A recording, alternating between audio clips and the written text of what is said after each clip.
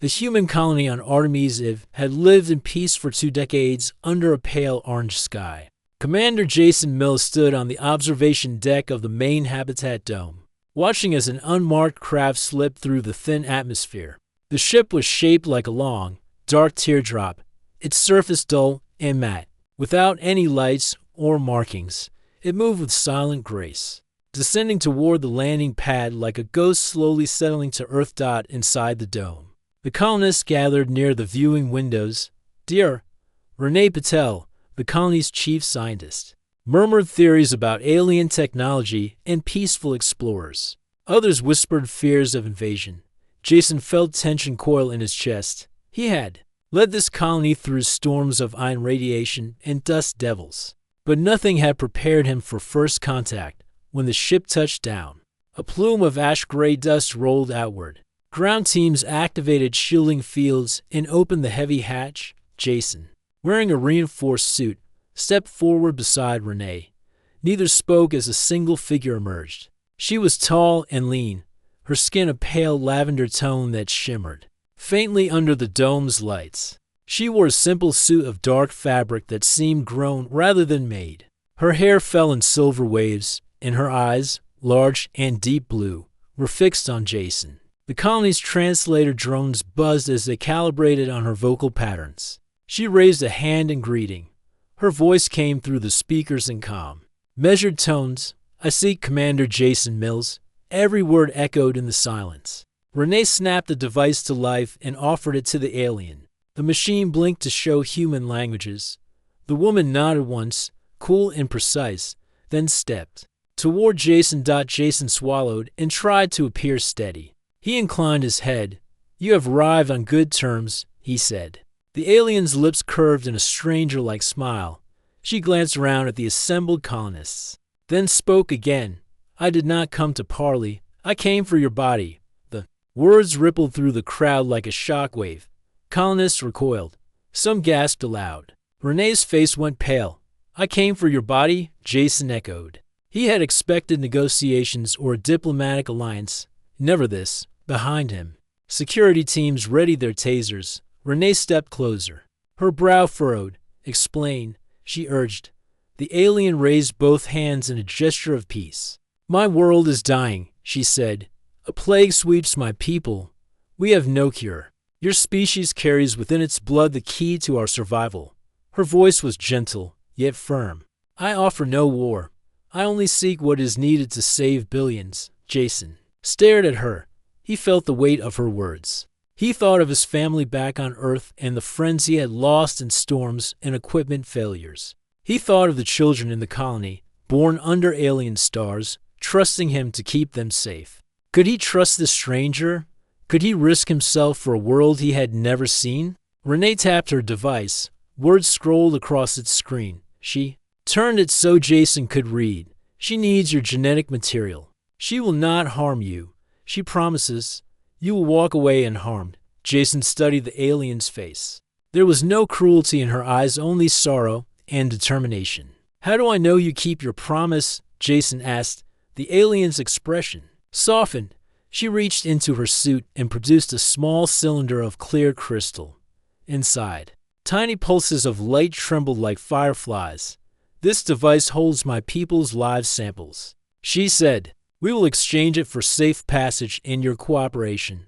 You walk free. Behind Jason, the colony council members whispered. Some saw hope in a galactic alliance. Others saw death in a syringe. Jason drew a deep breath. He remembered his duty to protect his people, but also to uphold the highest ideals of humanity. He squared his shoulders. Give me time to decide, Jason said. I will hold council and return with an answer.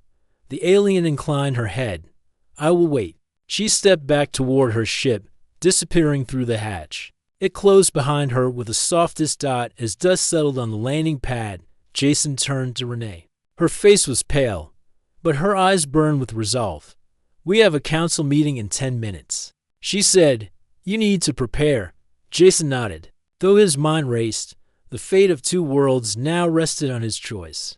He looked up at the silent ship and wondered how he would protect his colony, and whether he could trust the promise of peace. The council chamber was quiet as Commander Jason Mills entered, the alien's words weighing heavy on his mind. He took his seat at the polished table, where Dr. Renee Patel and four council members waited.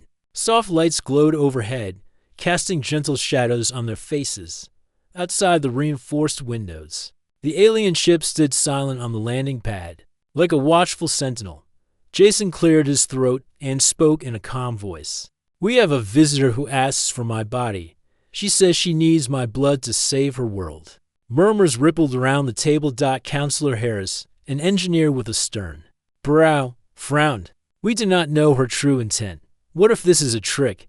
He tapped his fingers on the table. Renee held up the translator device. Her patterns show sincerity. She offered a live sample of her people's cells in exchange for a small amount of human tissue.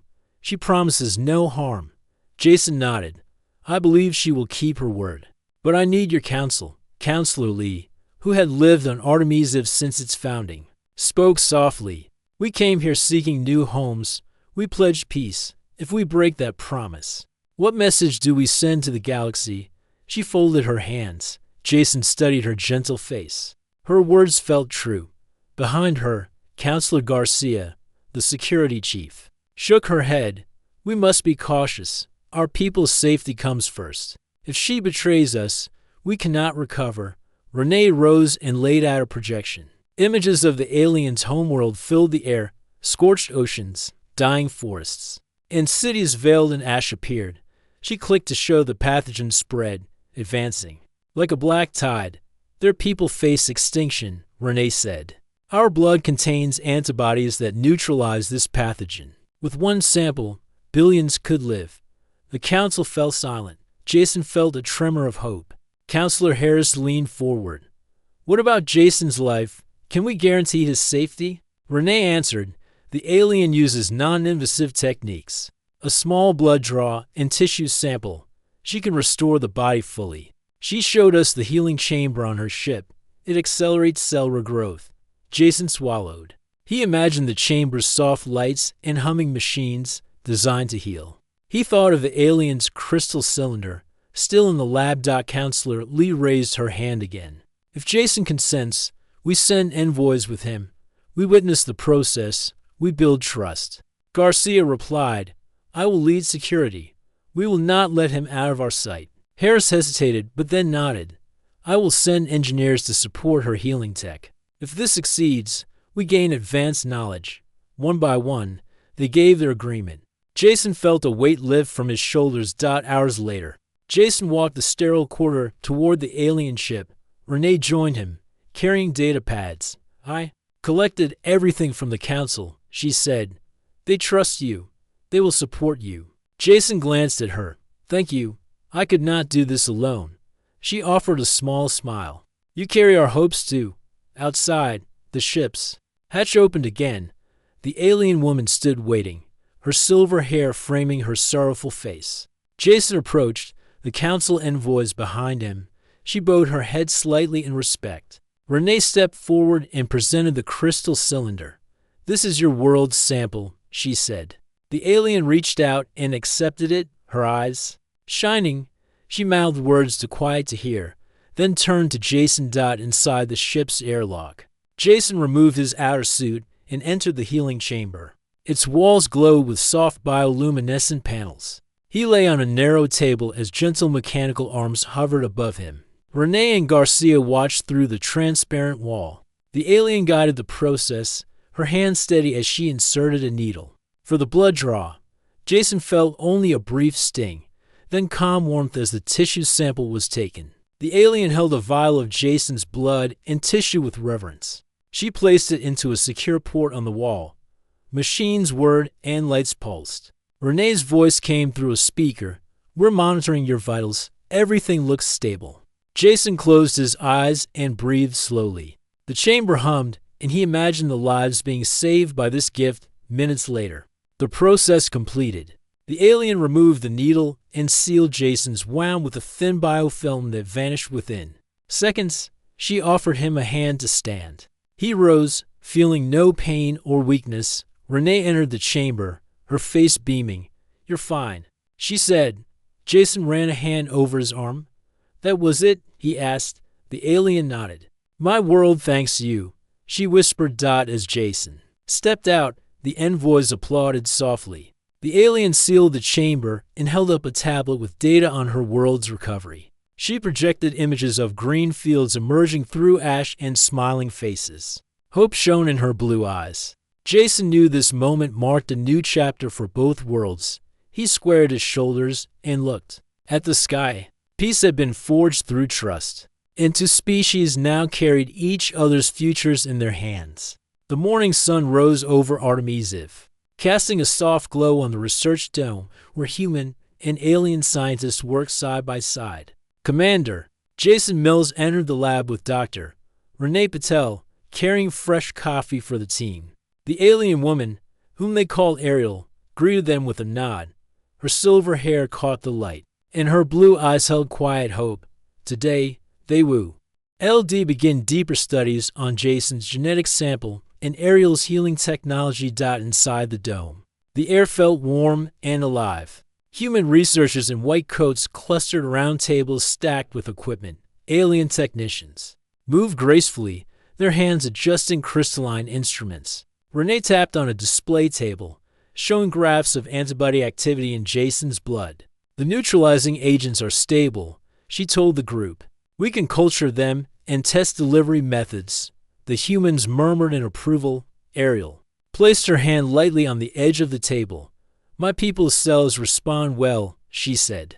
We must be careful with the dosage. Jason watched as a small sample of his blood was mixed with alien cell cultures under a clear dome. He felt proud and anxious. He remembered the pain of losing friends to dust storms and equipment failures. Saving another world gave him new purpose. He looked at Ariel's face and saw gratitude and sorrow mingled together. That afternoon, Jason and Renee toured the colony's medical wing, where volunteers prepared to receive early trials of the alien cure for minor ailments. A nurse named Taylor adjusted an IV drip that contained a diluted version of the cultured antibodies. Patients with common infections lay in beds, hopeful and calm. They trusted Jason's gift. Meanwhile, Ariel met with Counselor Lee and Counselor Garcia in a small conference room. Lee offered tea-grown and Artemis IV's biodomes. Your technology will save many, Lee said softly. Ariel bowed in thanks. Garcia leaned forward. We want full transparency, she said. We cannot risk misuse. Ariel nodded. I agree. Our goal is life, not power. She placed her hand over her heart. Back in the lab, a sudden alarm sounded. Red lights blinked on the main console. Renee's brow furrowed. Security breach, she whispered. Jason and the human security team rushed in. A technician pointed at a screen. One of the storage units holding Jason's genetic data had unlocked unexpectedly. Garcia frowned. Who accessed it? Renee scanned the logs. Only our team and the alien techs have clearance. She looked at Ariel. The alien's expression stayed calm. This may be a precaution, Ariel said. My people's systems are different from yours. Garcia ordered a shutdown of the storage unit until they could verify integrity. That evening, Jason met with the Colony Council to discuss the breach. They gathered around the central table, faces tense. Counselor Harris spoke first. We cannot ignore this. Our trust must be earned. Renee defended Ariel. So far, she has honored every promise. Jason looked at Ariel, who stood beside. Renee, we will secure the data and continue carefully, he said. He then turned to Ariel. We still believe in this alliance. Ariel inclined her head. Thank you, she replied. Our people's hope depends on it. In the following days, the security team worked with alien technicians to upgrade encryption and access protocols. Human and alien engineers shared methods, teaching each other new ways to protect data. Jason watched as barriers dissolved between species in pursuit of a common goal. One evening, Jason received a private message from Ariel. She asked him to meet on the observation deck. He found her alone by the window, gazing at the stars. She held a small holo projector in her hand.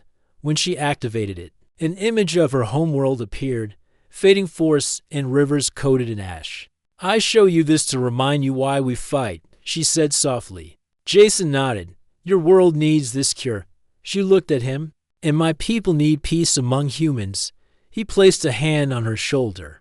We will do both. That night, Jason and Renee stayed late in the lab. They reviewed the latest test results together. Renee pointed out a promising new delivery method using biodegradable capsules. This could speed healing and reduce side effects, she said. Jason leaned back, studying the data. We should propose a full clinical trial soon, he said. Renee smiled. Yes, but we move step by step. They toasted with mugs of tea. As part 3 of their story drew to a close, Jason reflected on the journey so far. He had given his blood to save another world. He had faced fear and distrust. But he had also witnessed courage and compassion on both sides. Alliances had formed in the quiet hum of machines and the gentle words of ambassadors. The colony had learned that peace required vigilance and trust. Under the twin moons of Artemis, humans and aliens worked together, side by side. They studied pathogens and shared knowledge. They built security systems and healing chambers. They talked late into the night, forging bonds in the soft glow of the research dome. And though challenges lay ahead, Jason believed that this partnership could become a beacon of hope for two worlds. Commander Jason. Mills woke before dawn, the air still cool in the corridors of Artemis. Today marked the start of the full clinical trial for the alien cure. Volunteers with serious infections filled the medical wing. Jason walked beside Dr. Renee Patel as she reviewed patient charts. Under a soft red light, Ariel's healing technology stood ready in the next room, its bioluminescent panels pulsing gently with life. The air held quiet hope, but Jason sensed tension beneath the calm as the sun rose. Volunteers filed into treatment rooms. Jason and Renee watched as nurses prepared biodegradable capsules. Filled with the cultured antibodies, a hush fell over him. The wing as the first patient, a miner named Carla, swallowed the capsule. Her fever had raged for days. Within hours, her temperature dropped and color returned to her cheeks. Carla smiled weakly and whispered thanks. Jason felt a surge of relief. This was the moment they had worked for. Meanwhile, Counselor Garcia inspected security logs for the ship. The breach from days before had been traced to a faulty human interface, not sabotage. She relaxed slightly but remained vigilant. Garcia knew some colonists feared the alien technology, even after Jason's brave actions. She met with Ariel in a side chamber. Ariel's silver hair gleamed in the low light. We must show them our good faith, Garcia said. Ariel nodded and placed a hand on Garcia's arm. We will, she replied in her calm voice. Later that afternoon, an explosion rocked the colony near the research dome. Alarms blared and dust fell from ceiling panels. Jason sprinted toward the sound. Renee close behind. They found a small workshop ablaze, equipment ruined. Human engineers and alien technicians scrambled to safety. Smoke curled around broken glass and twisted metal. Panicked voices rose as security teams secured the area. Jason spotted a wounded alien tech holding her arm. He moved to help, his heart pounding. Renee tended to the injured technician while Jason surveyed the scene. Someone had targeted the shared lab, hoping to drive a wedge between humans and aliens. Jason knelt beside the technician and steadied her hand. You will live, he said softly. The technician nodded with pain and gratitude. Nearby, Ariel appeared in her dark suit, her eyes wide with shock. She rushed to the edge of the blast zone and placed a hand on the shattered wall. This was wrong, she whispered. They attack our trust. Security teams found evidence of an incendiary device. Counselor Harris arrived with Garcia to assess damage. Harris slammed his fist on a table in anger. This ends now, he declared. Garcia laid a hand on his arm. We must not let fear drive us apart, she said. Jason rose and addressed them. This attack was meant to break our alliance. We will not let it succeed. We rebuild, together. His voice rang clear in the chaotic room. Over the next hours, humans and aliens worked side by side to clear debris and replace equipment. Jason supervised engineers fitting new panels. Ariel stood with Renee, guiding alien technicians in safe removal of damaged parts. the air filled with the hum of tools and encouraging words. At one point, a young human engineer handed Ariel a wrench. She nodded in thanks, her blue eyes shining with determination. She tightened a bowl, showing the colonists that she was more than a visitor, she was a partner. That evening, Jason convened a town hall under the dome's great window. Volunteers, council members, scientists, and families gathered, dust still, clung to their clothes. Jason spoke in a calm tone. Today we face fear and violence. But we chose unity. We chose hope. We chose to rebuild. He gestured to Ariel standing beside him. She stepped forward and placed the crystal cylinder on the table. She pressed it, projecting images of healed forests on her homeworld. Trees stood tall. Rivers ran clear. Children laughed. A hush fell. Over the crowd, a ripple of applause began and spread. Counselor Lee wiped a tear from her eye. Even the stern Counselor Harris allowed a small smile. Renee joined in, and soon the entire assembly stood, clapping in solidarity. Jason felt warmth fill him. Trust had been tested, yet they had held firm. Two species stood united under alien skies. And human resolve. After the meeting, Jason walked with Ariel along the research dome's outer walkway. The twin moons hung low, casting silver light on the scene.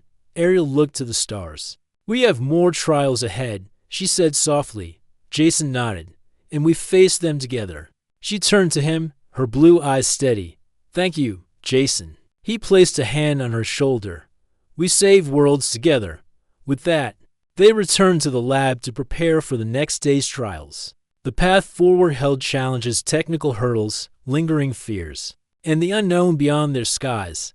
Yet Jason believed in this alliance. He had seen courage in Ariel's calm resolve and compassion in the colonists' hearts. As the night deepened, he looked up at the stars, certain that peace born from trust would guide them through darkness and into a brighter future. Commander Jason Mills walked through the medical wing just before sunrise, his boots echoing on the smooth floor. Volunteers rested in rows of beds, their faces calm after yesterday's treatments. Dear Renee Patel examined charts and adjusted drips quietly at her station. Jason paused at a window overlooking the landing pad, where Ariel's ship gleamed under the soft light. He remembered the explosion that threatened their alliance. Now, the lab hummed with life instead of fear. He squared his shoulders and prepared for another day of shared purpose. In the research dome, human engineers worked alongside alien technicians to mass-produce the antibody capsules. Long tables were lined with vial racks and sterile tools. Ariel moved gracefully between stations, her pale lavender skin glowing softly under the bioluminescent panels. She paused to guide a technician in aligning a crystal conduit, her blue eyes focused and kind. Human engineers watched her hands with curiosity and respect. One young engineer whispered to Jason, I never thought I'd build medicine with an alien. Jason smiled and replied, this is history in the making. By mid-morning, the first batch of capsules was complete.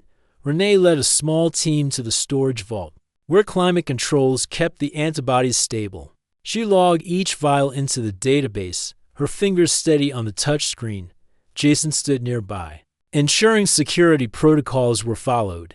The alien technicians watched the human process with interest. Ariel quietly thanked each person who handed her a vial. She placed them in a secure case engraved with both human and alien symbols, a sign of unity. That afternoon, Jason convened another council meeting. The chamber was bright with natural light from high windows. Counselor Lee opened the session by praising the team's efforts. She said they were forging bonds no one thought possible. Counselor Harris leaned forward, concern in his eyes. We face a new challenge, he said. Initial trials show some side effects, mild dizziness and fatigue. Renee explained that these effects were rare and would fade quickly. Ariel nodded. We will refine the dosage. Our next batch will be gentler. Jason looked around at the council. We proceed with care, he said. We do not rush life's work. Late in the afternoon, Jason returned to the lab to oversee the dosage adjustments. Renee and alien scientists measured antibody concentrations under microscopes. They spoke in a blend of human languages and softly trilled alien phrases translated. By drones, Jason watched a graph on a holoscreen as Renee pointed to a plateau in the curve. If we lower the concentration by 10%, we reduce side effects without losing cure rate. She said. Ariel agreed, her expression thoughtful. We must balance speed with safety, she said. Jason nodded. Do it overnight. The team tested the new formula on cell cultures. Tiny dishes held samples glowing with activity under ultraviolet lamps. Early results showed stable antibody performance. Jason and Renee reviewed the data as dawn crept over the dome. Jason placed a hand on Renee's shoulder. Thank you, he said, for every step forward. Renee smiled warily. We're saving lives, she said. Outside, the landing pad glowed in morning light, and Jason imagined families receiving hope on distant worlds. That morning, patients who had experienced side effects yesterday returned for checkups. One volunteer, an elder named Marlowe, arrived in a lightweight medical suit. He leaned on a cane but smiled at Jason. I felt odd, Marlowe said, but the ache is gone. Jason checked Marlowe's vitals and approved his discharge. Marlowe saluted Jason and left with a wave.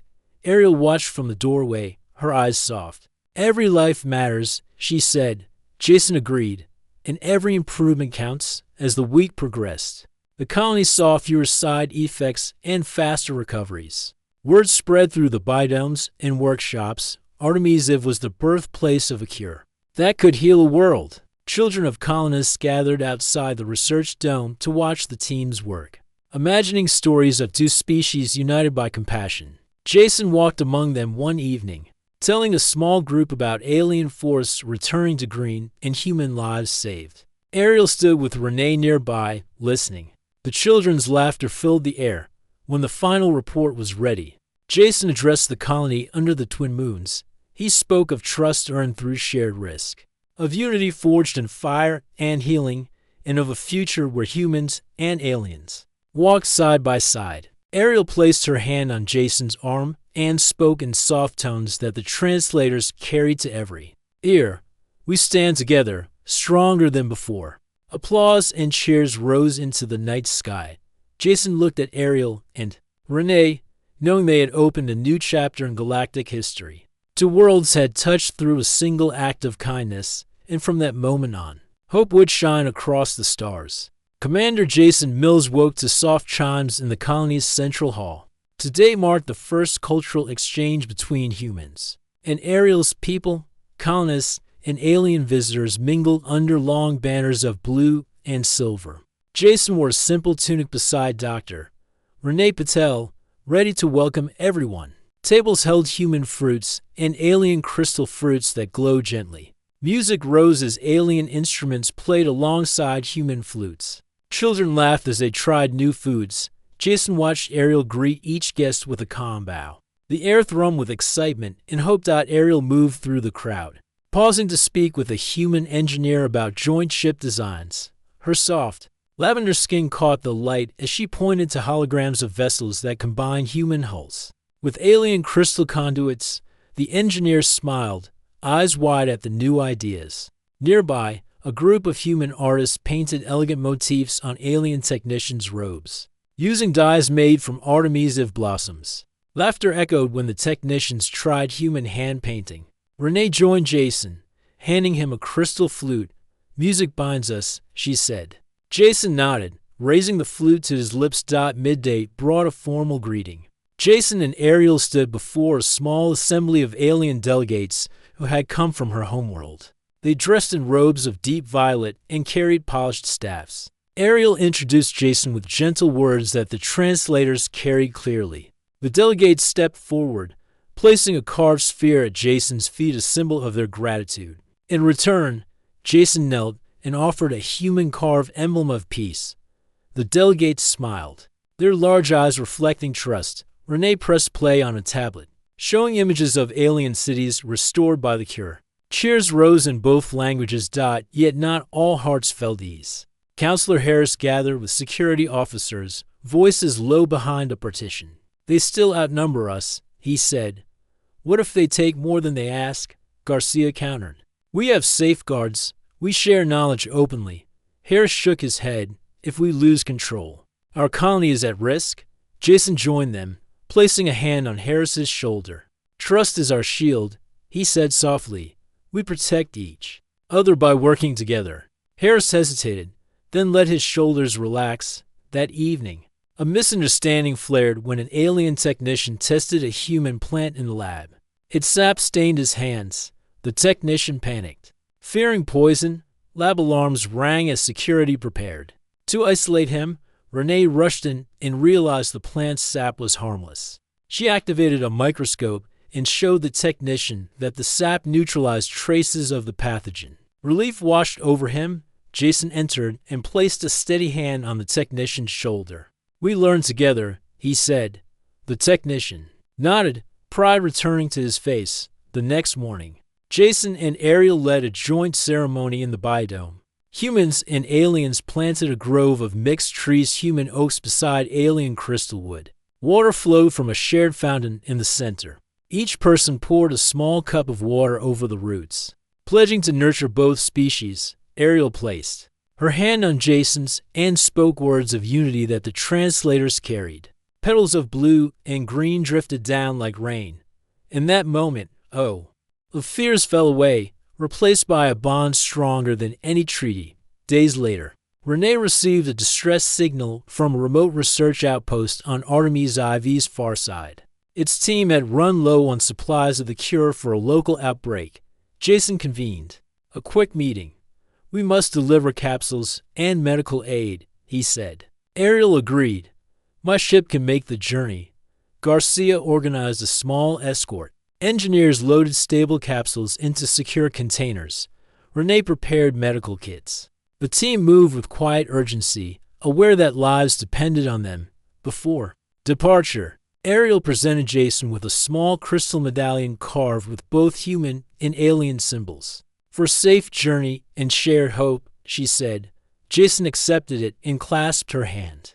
We bring unity wherever we go, he replied. Renee fastened her kit, smiling at the medallion's soft glow. Security officers checked supplies as the alien ship's hatch opened wide. Volunteers and delegates waved them off, voices rising in a chorus of well wishes. As the ship lifted from the pad and Artemis IV's twin moons receded behind them, Jason stood at the ramp, looking at his home and the future beyond. He felt the weight of responsibility and the warmth of newfound friendship. Ariel joined him, her song drifting through the airlock in gentle tones that the translators carried. Together, they flew toward the distant outpost, ready to share the cure and the promise of two worlds walking side by side. Commander Jason Mills felt the thrumming hum of the ship's engines as it cut through the thin atmosphere of Artemis IV. Beside him, Ariel watched the controls with steady calm.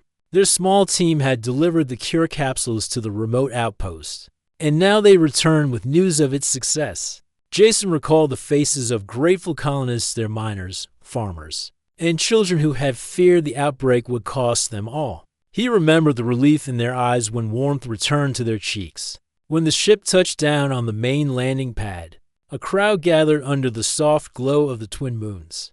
Counselor Lee spoke first, her voice carrying across the ramp.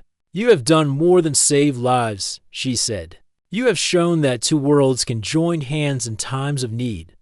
The crowd broke into applause. Jason stepped forward and bowed slightly. Ariel joined him, her blue eyes reflecting the starlight. Drive. Renee Patel climbed out with the medical supplies. She carried data pads filled with reports from the outpost. 0 deaths. Full recovery within days. No severe side effects. She smiled and held the pads aloft. The cure works, she announced. Cheers rose, and people embraced. Security Chief Garcia clasped Ariel's hand in solidarity. Engineers and technicians from both species shared proud looks. That evening, the colony held a grand celebration beneath the biodome. Long tables of food and drink created a feast of human fruits and alien crystal fruits. Strings of gentle lights hung between columns, and music filled the air.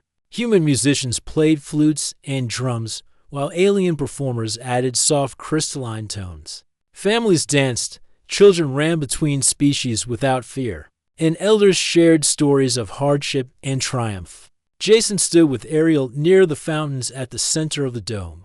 Water shimmered around mixed roots of human oaks and alien crystalwood. The grove they had planted days before now glowed softly. Jason looked at Ariel and said, "We made a promise, and we kept it," she nodded. "We built a bridge between our peoples," she replied. "Really?" A young engineer who had worked on the security systems approached Jason. He carried a small holo projector. "We finished the design for your ship's hybrid drive," he said. Beaming, it combines human thrusters with alien crystal conduits for faster travel. Jason took the projector and watched a model of the new drive. He felt hope for exploration beyond Artemis. "This will open new paths," he said. Later, Jason and Renee walked through the celebration toward the observation deck. They paused by a viewing window that looked out to the landing pad. The alien ship and human shuttles rested side by side. Renee placed a hand on Jason's arm. "We saved one world," she said, "but we changed many more." Jason smiled. "And we will save others." Together, on the deck, a small troop of children performed a play about their story. They wore simple masks representing humans and aliens. In their play, a human and an alien met under a pale sky, transformed fear into friendship, and healed the world together. The audience laughed and cheered at the children's earnest performance. Jason watched tears spring to his eyes. As the play ended, Ariel joined them. She held a scroll made of fine crystal paper. On it were written words of treaty and friendship. In both human script and alien glyphs, she read aloud in her gentle voice as the translators echoed her. "We pledge to stand together, to share knowledge, and to protect each other's worlds." When she finished, she handed the scroll to Jason. Jason took the scroll and held it high. "We accept this pledge," he declared. The crowd raised their voices in agreement. The sound rolled through the dome like a wave of unity. Jason felt his heart swell with pride. Later that night, Jason and Ariel stood alone on the observation deck. Stars shone above them, uncountable points of light. Artemis lay below in peaceful darkness. Ariel turned to Jason. "What comes next?" she asked softly. Jason looked up. "We explore," he said. "We learn more about each other and the galaxy. We share this cure where it is needed. We build a future beyond fear." Ariel smiled.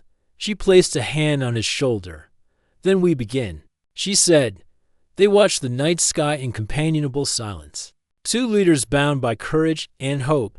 On Artemis, humans and aliens slept, under the promise of a new era, one born from trust, sacrifice, and shared dreams. As the twin moons drifted across the sky, they carried in their light the memory of a choice to open their hearts and forge unity where once there was only fear. And so, under alien stars and human resolve, the story of two worlds reached its hopeful end and its bright beginning.